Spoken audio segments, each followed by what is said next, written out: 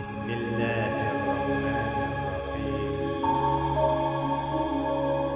الحمد لله رب العالمين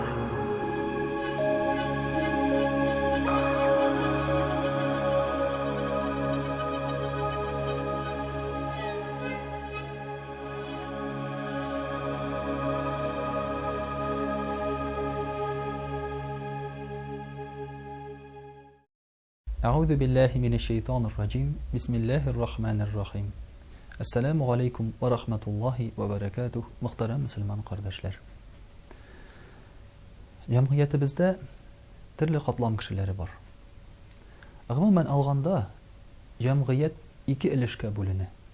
Birəvləri cəmiyyətini tərbiyəli, irətə və ikinciləri irənə. Hatta Peyğəmbərimiz sallallahu aleyhi və səlləm də aytdı. G'ilim aluvchi bo'l yoki g'ilimni oluvchi bo'ldi yoki shushi ikki kishini yaratuvchi bo'ldi. Qolgani bo'lmadi.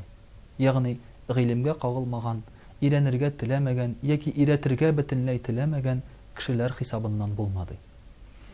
Muhtaram qardoshlar, hozirgi vaqtda biz yashaymiz, aytishga kerak, vek texnologiya informatsiya.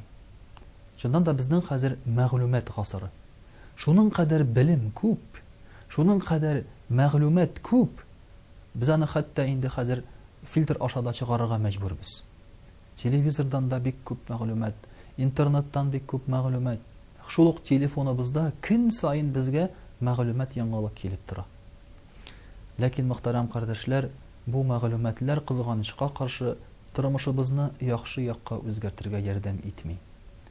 Chunki jamiyatning negizi bu xalqning axloqiy o'sishi.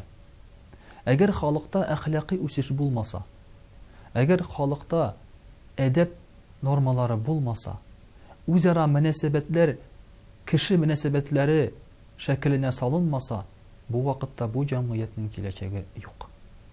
Shunga ko'ra da bek ko'p jamiyatlar, muhtaram qardoshlar, ma'lumot, bilim bo'lmaganlikdan tugil, ko'p jamiyatlar aqcha bo'lmaganlikdan, iqtisodlari tuban bo'lganlikdan tugil, axloqiy tubanlikda bo'lganlikdan halok bo'ldilar.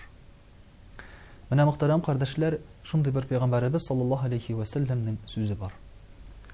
Himmatul ulama ar-riwaya. G'alimlarning ishi ar-riwaya, xalqni tarbiyalash. Himmatu sufaha ar-riwaya. Amana g'ilimsiz kishilarning ishi ul g'ilimni silab kina yuru. Mana hozirgi vaqtda da g'ilimni silab kina yuru degan narsa bor. Masalan, har bir kishida mana hozirgi vaqtda 10-11 klass bilimli. Demak, ul matematikani bila. Demak, ul ximiyani bila, biologiyani bila, molekulalarning narsa ekanini anglay, mashinaning tuzilishini anglay. Lekin biz o'zimizning ota-bobolarimizdan aqlliroqmi? Men aytar edim, yo'q deb. Chunki ota-bobolarimiz bizning ikkinchi g'ilimga ega bo'lganlar. Ul da bo'lsa kishiliklik g'ilimi. Ular masalan uramda yetim bolalarni qoldirmaganlar. So'g'ishdan so'ng ko'p yetim bolalar bo'lsa, bitinisini olib bitirib tarbiyalaganlar. Ular muhtaram qardoshlar, avro kishilarni qoldirmaganlar. Ular muhtaram qardoshlar, yolg'iz kishilarni qoldirmaganlar, yordam etganlar har vaqt. Mana bu bizning uchun g'ilim. Shunga ko'ra da g'alimlarning tip maqsadi, g'ilimli kishining tip maqsadi ul tarbiyalash. Abu Hanifa rahimahulloh masalan, onun bo'lgan bir kurshisi isrik. Ul gil israda endi gil jirlab o'tira turgan bo'lgan. Men shunday aybat yigit, shunday aybat kishi amini tashladılar, amini unuttular deb jirlay turgan bo'la. Abu Hanifa tunlar bo'yi yiqlay olmay shu jir orqasida. Аңа qamachawlay. Kunlardan bir kuni shu isrikni qo'lga olalar. Turmaga o'tirtalar, isirib yurgani uchun. Abu Hanifa keladi rahimahulloh, "Chiqarig'iz ali bu kurshimni" deydi. Onu tanıylar albatta, onun derecesini bilərlər, onun bir sözü bilən, onun aytığı boyunca kurşisini türmədən çıxaralar. Ham kurşisi türmədən çıxqaç, Abu Hanifa ona aytə, "Görəsinmi?" deyir. "Seni bir kim unutmadı, sen əybət yigit, mənə bit seni kişilər qayğırtadı." Şul vaqtda bu kurşisinin isinə tişə, isirib, шушы җырлы җырлаганы һәм Әбу Ханифәгә кыматчау иткәне. Шушы көннән башлап ул ичүен ташлый һәм матур тормыш белән яши башлый. Менә мөхтәрәм кардәшләр, Әбу Ханифаның максаты гыйлем тарату гына булса, ул кирип әйтер иде: "Ичмә, мин сине участковый газдап әйттем, булай әйттем" дип куркытыр иде, шулай. Ләкин аның максаты тәрбия. Кеше шушы начар гадәтен ташлап, бүтән кабатламау. Хәзерге вакытта үзебезне гыйлемле дип, яхшы дип санап йөргән кешеләр дә кызганычка каршы безнең максат тәрбия түгел. Үзебезнең гыйлемле икәнебезне күрсәтү генә. Ягъни үзебезнең акыллы икәнебезне бер күрсәтү генә. Мәсәлән, хәзрәт буларак мин бик күп мәҗлесләргә йөрергә туры килә. Һәм мәҗлескә барган саен мин яхшы кешеләрне күрәм.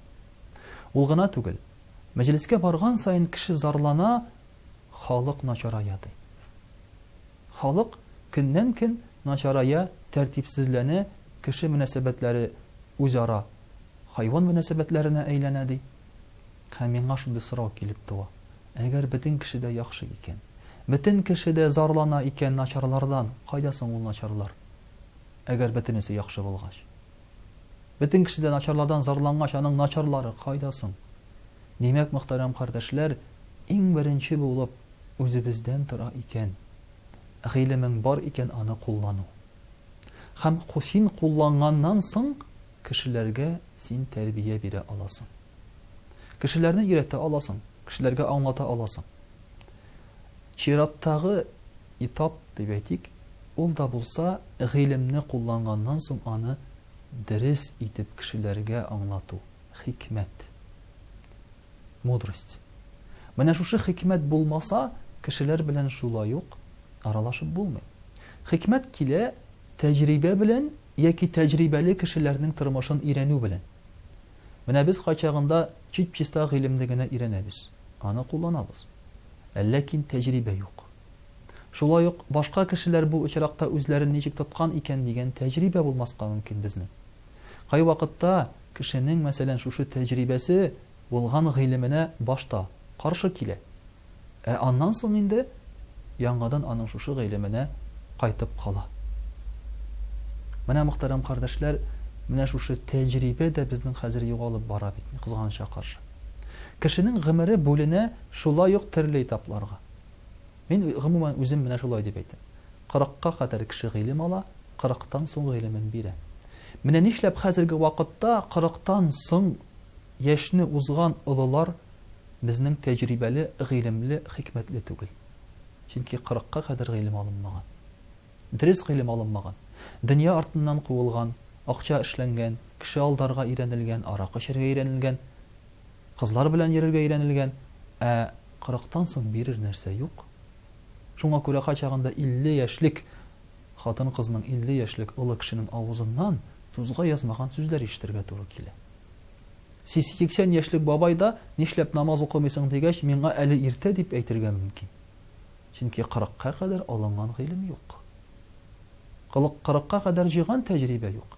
Менә бу кеше үзенең балаларына да нәрсә бирә алар икән соң?